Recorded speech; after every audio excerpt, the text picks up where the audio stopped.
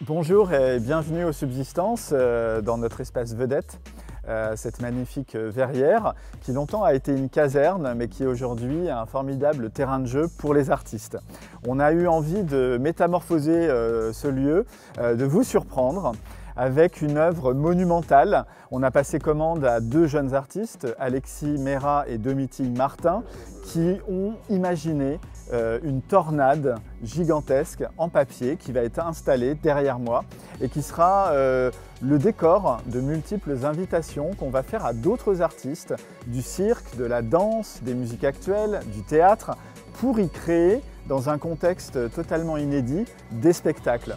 On vous donnera aussi rendez-vous pour de multiples ateliers, des rencontres qui auront lieu ici. Mais je laisse la parole à Alexis et Domitille pour vous raconter ce qu'ils sont en train d'imaginer.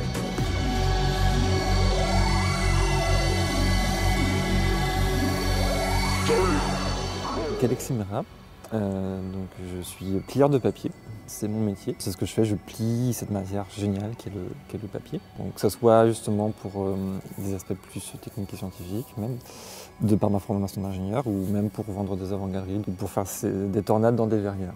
Donc moi c'est Domitille Martin, je suis plasticienne et scénographe et je sculpte différentes matières pour créer des installations dans l'espace que la plupart du temps des performeurs viennent activer. Et je suis scénographe notamment pour des collaborations de cirque et c'est comme ça qu'on s'est rencontrés avec Alexis. On travaille à trois avec Inbal Benheim sur un projet qui s'appelle Pli et qui est aussi créé aux Subsistances, qui est une rencontre entre cirque et papier.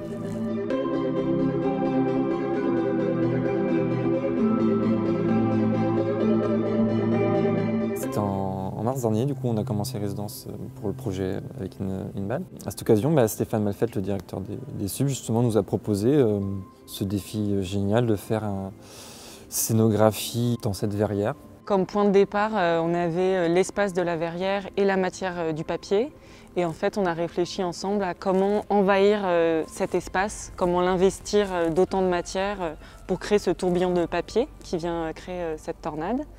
Et notre gros point commun, Alexis et moi, c'est qu'on est tous les deux des amoureux de la matière. Donc c'était parfait, en fait, cette rencontre autour du papier pour créer cette installation.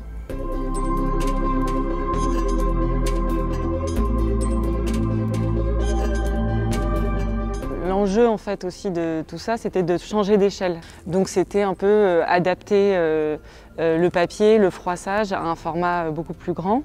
Et ensuite, quand il y a ce premier froissage des formats de papier qui donne déjà une première texture, il faut venir les mettre en volume.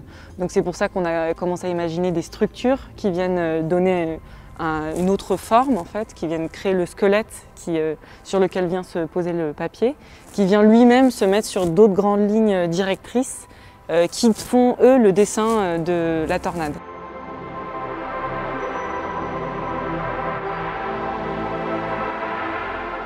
Donc là, on est sur la scène circulaire qui a été construite pour accueillir les performances. Et au-dessus, du coup, il y a la verrière et il y aura toute l'installation de la tornade qui va être en fait accrochée en l'air et qui va descendre vers le public.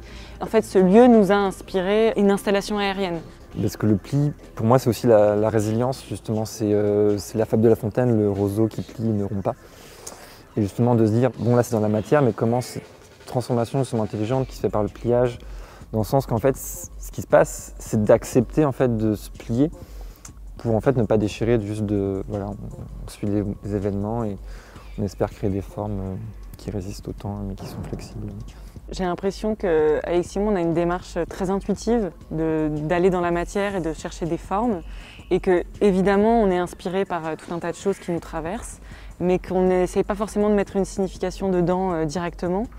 On espère déjà que c'est le public qui va pouvoir se projeter et projeter son imaginaire et interpréter tout ce qu'il aura envie.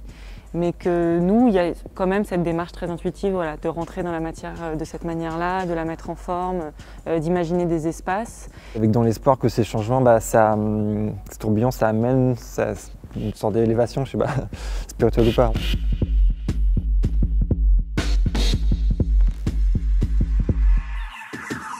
Cette tornade, c'est une installation immersive qui a pour but d'accueillir un public, mais aussi des performances. Et nous, on a été un peu en dialogue avec certains des artistes, dans le sens où en fait, on leur fait une proposition de départ. Nous, on crée un espace in situ ici sous la verrière, et eux, ils doivent ensuite s'en emparer et faire une proposition artistique. Donc oui, on a deux artistes en tout cas qui nous ont sollicités, un plutôt pour l'inauguration, qui s'inspire vraiment de l'espace du tourbillon, de la scène circulaire, qui va avoir vraiment ce rapport-là, et une autre artiste sur la fin, sur la destruction. Donc pour nous, ça faisait assez sens en fait d'avoir déjà ces deux premiers retours, et ensuite tout au long de la programmation, ça va être des surprises. Déjà, si on arrive à mettre une tonne de papier en l'air, On sera content. ça tienne 3 mois et on sera content.